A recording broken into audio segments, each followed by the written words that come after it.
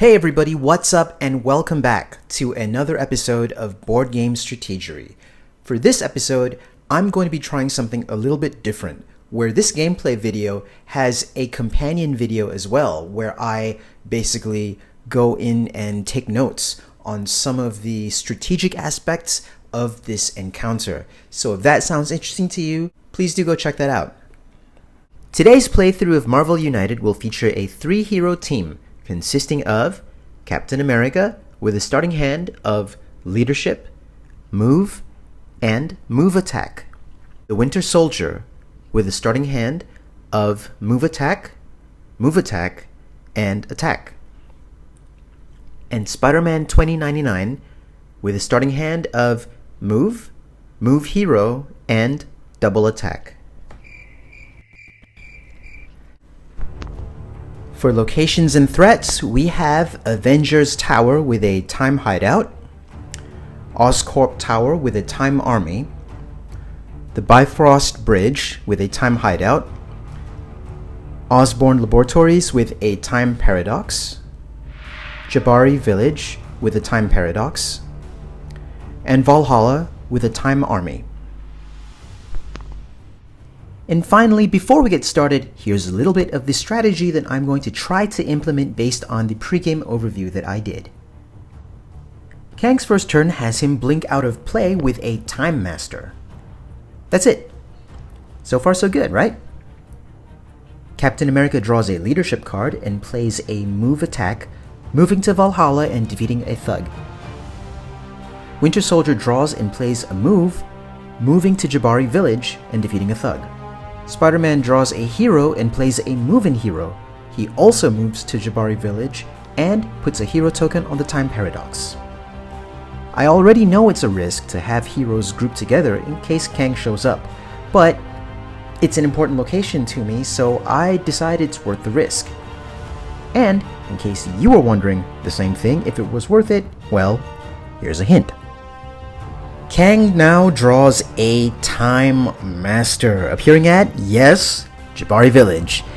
His BAM effect then does 2 damage to Winter Soldier, 2 damage to Spider-Man, and 1 damage to Captain America. Captain America draws a Leadership card, playing a different version of Leadership. He moves to Jabari Village, he gives a wild token to Winter Soldier, and he puts 2 hero tokens on the Time Paradox to clear the threat. At the end of turn, he gains a wild token from Jabari Village. Winter Soldier now draws a hero and plays a Move and Attack. He moves to Osborn Laboratories, defeats a Thug, then uses his wild token as a hero to put a token on the Time Paradox. Spider-Man draws and plays a Moving Hero. He moves to Osborn Laboratories as well. With his hero action, he clears the Paradox, then he moves to Bifrost Bridge and defeats a Thug. Kang doesn't move, but he does do a BAM attack at Jabari Village. So basically, thanks to one deviation that I made from my plan, which is to say, don't group up, well, let's just see what happens. So Captain America takes 2 damage and he gets knocked out. Winter Soldier takes 1 damage, and he gets knocked out. And a whole bunch of thugs enter play. So that was pretty bad. But at least it's over, and of course, it's not over. Because 2 heroes got KO'd, we have to flip not 1, but 2 Master Plan cards. Extra Master Plan card number 1 has Kang moving to Bifrost Bridge, and oh look, another hero. Spider-Man takes 1 damage and is knocked out, which adds 1 more Master Plan card. Oh, and a bunch of civilians show up, and Osborn Labs has a crisis token, which means no more end of turn effect. So that's great. The extra Master Plan card number 2 now, and sadly, the best part here is that everyone is already unconscious and cannot be KO'd again until they wake up. Oh, and a bunch more civilians pop up and Jabari Village gets a crisis token.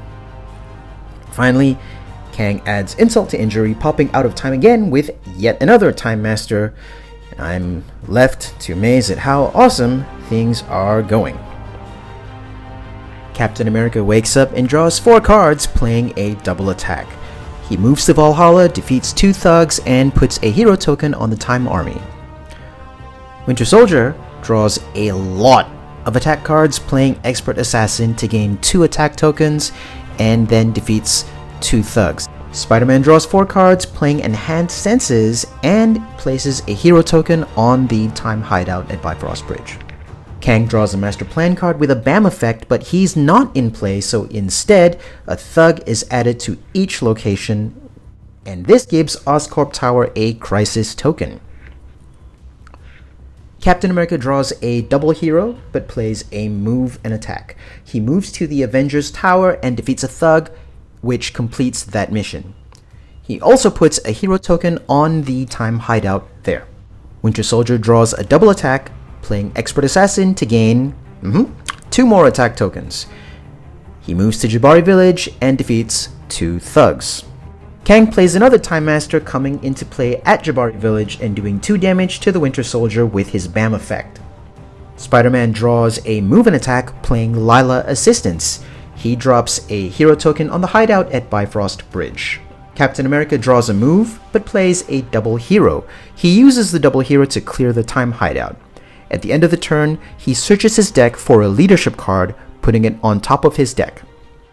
Kang moves to Avengers Tower, where his BAM effect deals 2 damage to Captain America and also brings in a lot of civilians. Winter Soldier draws an attack and plays his final Expert Assassin card, gaining 2 more attack tokens, and passes the turn. Spider-Man draws a double attack, playing a move and attack, and also passes the turn. Kang draws another Time Master, blinking out of play.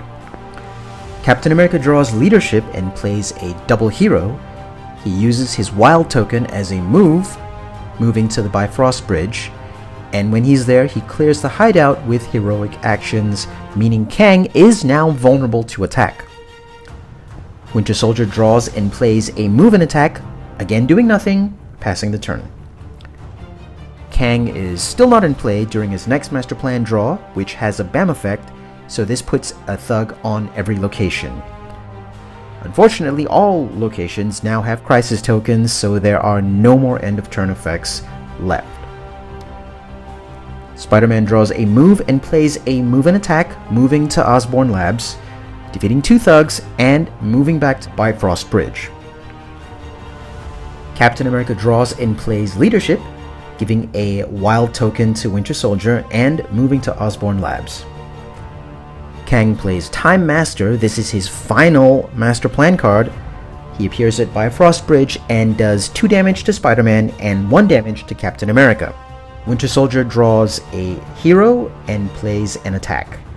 He uses his Wild token as a move, and then moves to Bifrost Bridge, where he uses his attack and all 6 attack tokens to deal 7 damage to Kang and KO him. So now that it's over, what do I think of this game? Purely in strategic and tactical terms, I loved it. However, as a player in the moment, it didn't quite seem so satisfying. For one thing, I felt forced to make a lot of choices that may have been strategically optimal, but they weren't necessarily fun. Like all those times where I played a hero card and then immediately passed the turn without doing anything. I was pretty happy with my overall understanding of the encounter after only having played it one time ever. But I think I'm definitely going back to the drawing board as far as team selection. I think that I could definitely make this better in a way that gives me more in-game options. I think in retrospect, it was really good for me to review Kang's dashboard and threats in the pre-game huddle video prior to playing the encounter, especially because I wasn't really trying to construct a team specifically to beat him. And that's it for today. Thanks everyone for watching, and I hope you enjoyed it.